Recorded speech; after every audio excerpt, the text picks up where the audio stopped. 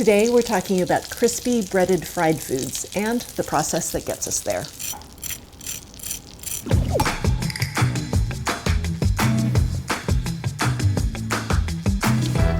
Standard breading procedure, or SBP, is a great umbrella term for the three-step process used to make tonkatsu, schnitzel, even fish sticks. Now, I'm sure you can fill the comments section with other delicious breaded things I've missed. But if you look closely at these dishes, you'll see that there are variations in the ingredients and techniques. Let's look at how the components, the way they're applied, and the frying method can be adapted to best suit a dish. SBP calls for dipping a cutlet in flour, egg wash, and breadcrumbs.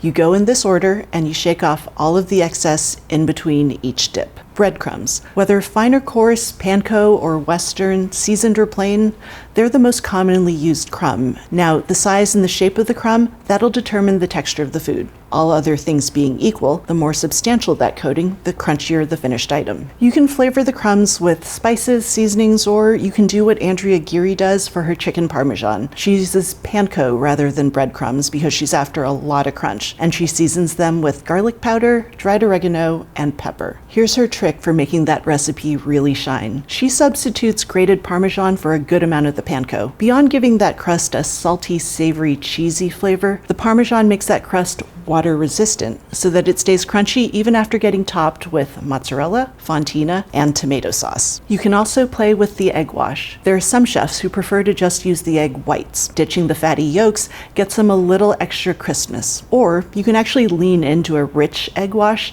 to get more of a crunch in a kind of roundabout way. I learned this trick watching Steve Dunn develop his chicken schnitzel. He works 1 tablespoon of oil into his egg wash, and it makes the crust more tender and flexible, which sounds a little counterintuitive, right? Here's the thing. When he goes to fry the schnitzel, the breading puffs and warps to create these folds. With proper cooking, all of that extra surface area becomes deliciously crispy. We'll get to that cooking method in a bit. The final component is the flour, and it can also be replaced with other starches, which is a great option if you're avoiding gluten. Next up, let's run through the 3-step process for putting these components onto our food.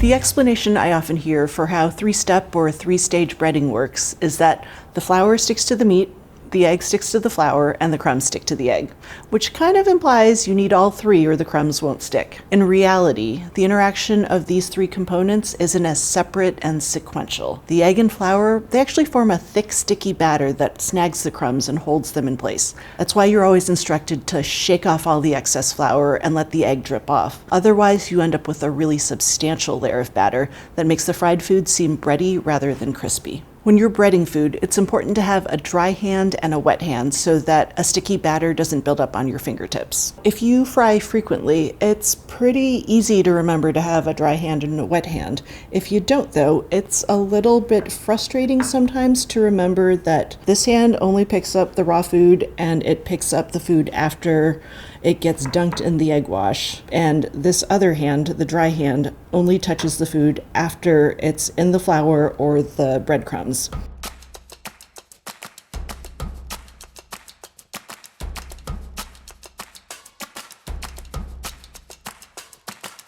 So if you're not someone who fries frequently, here are 2 ways you can modify this process to make it a little bit easier. You can do what I did for tonkatsu. Dredge all of your chops in the flour and then just ditch the flour. For me, it's a lot easier to just have one hand for dipping into egg wash and the other hand for dipping into panko. Andrea Geary's chicken parmesan calls for beating the flour and egg together. Now you've created a batter and you can dip your chicken into the batter and then dip it into those crumbs. This is really great if you want a substantial crunch. When it comes to pressing those crumbs into place, give yourself plenty of space to work if you can. When I developed my recipe for tonkatsu, I went from placing my breadcrumbs in a bowl like this to a broad pan like this. The tall sides kind of keep all the crumbs in place, and what's really great for something thick like these pork chops is rather than kind of doing this and then flipping it over and getting panko on the backside and then rolling it around to get crumbs all the way around, you can actually just kind of bury the chop in the panko, kind of give it a firm squeeze on all sides, and it'll emerge perfectly breaded with a lot less work. Food's all breaded. It's time for the best part, the frying. No, wait. It's time for the second best part. The eating is the best part. Breading is only crispy and delicious if you fry it properly. You've got a number of options that are dependent on how thick your cutlets or chops are. For thicker chops like tonkatsu, I like to shallow fry. Now, I want the oil to come about 2/3 of the way up the chop so that the sides will brown and crisp. Otherwise, you end up with a band of blonde panko and kind of al dente batter. Why 2/3 and not half? Well, we need to account for the oil that's lost to the counter and the stove, the tongs, and to the food. I want to make sure that when I flip these chops, there's still oil that comes high enough up that it browns evenly. The other thing I like for shallow frying is a straight-sided pan. It's going to let me use less oil because the sides do this rather than this, and that's just less volume in there. The last thing to remember when you're shallow frying is the food needs to stay flat. Otherwise, it's not going to cook and brown evenly. Here's a technique that Japanese chefs use for things that tend to cup. Pork chops often come with a delicious band of fat over a thin sheet of silver skin. During cooking, that portion of the chop, it contracts differently to the rest of the meat, which makes the chop cup. Now, to prevent this, you can either slice through the fat and silver skin at approximately 1-inch intervals, or you can use this trick I learned while watching Japanese chefs make tonkatsu. They use a small knife to perforate the skin, leaving the edges intact. This lets the chops retain their shape, rather than frying up looking a little bit like a jumbo dinosaur nugget, which is fine if that's the vibe you're after. So if I had only started with oil coming halfway up the chops, it would have dropped enough that there'd be kind of a little white band forming here, kind of like you get with a donut. Not what you want for pork chops, though. So if you're wondering about this weird setup I have going on here, it's actually kind of my hack for cooling the chops the way tonkatsu chefs like to do it. By kind of resting this chop on its side, any juices that come out, they're only going to soften the crust at the very bottom. And that means I'm going to have a lot more crispy crust to eat than if I were to rest this chop flat. For thinner cutlets like these have chicken breasts, it's enough to pan fry in a generous amount of oil.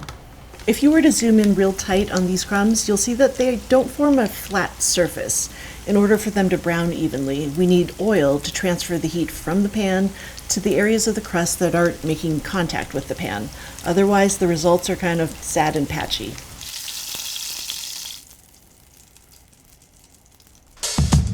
Finally, there's one method that stands apart from the others, and it's how you cook schnitzel. Remember how I talked about that crust kind of puffing away? In order to get that puffing, you really have to cook this crust gently. If you were to hit it with a lot of heat by deep frying, it would set up and remain flat. Cooking it slowly by shaking the pot and washing oil over the top, it's kind of like basting a fried egg, and it sets that crust just enough to trap steam while giving it enough flexibility to puff and rise away from the chicken. When I take these cutlets out of the pot and let them cool, that crust, it's going to collapse and form those iconic folds and wrinkles. It also crisps up. That's why schnitzel has that look and texture.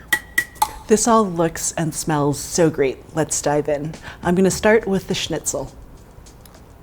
This was fantastic. We used really fine breadcrumbs here, and we got a really fine, delicate crust that kind of puffs away during cooking, and it's just beautifully delicate. It pairs really well with that delicate chicken. The really nice thing about that cooking method for schnitzel is you don't need as much oil as you think. You get the best texture when there's just enough for you to kind of wash over the surface of the chicken. Moving on to my next chicken dish, the chicken parmesan. Fantastic. Nice and crisp, even though it's been topped with sauce and cheese. It gets that because we're using panko instead of regular breadcrumbs, and we've packed that crust with a lot of Parmesan as well. It tastes a little bit nutty, cheesy. It's delicious. And then last up, we've got tonkatsu. There's a lot of different sauces you can have with tonkatsu. There's a tonkatsu sauce that's super classic. Another way that I like to garnish tonkatsu is with a little squeeze of lemon, and I really do this per bite. It's a little ridiculous, but if I'm not saucing everything, the crust is going to stay crisper. And then a tiny dab of wasabi. And finally, I just dip it a little bit in the soy sauce, just enough to give it a little bit of salt. Because these are coated in a substantial layer of coarse pan coat, they're bringing the most crispiness of the three things here. And beyond that, the cooling method, letting them cool vertically, keeps as much crispy texture as possible.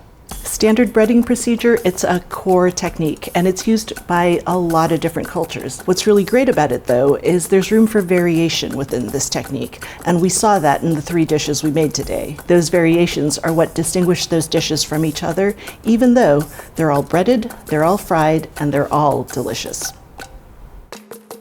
Hey, thanks for watching all the way till the end. Let me know in the comments if you've ever had anything that was fried that maybe shouldn't have been. Please share this video with a fellow fried food fan, and for links to the recipes we covered in this video, check out the description below. Is that right? Mm-hmm. You all know this. You don't need me to say this.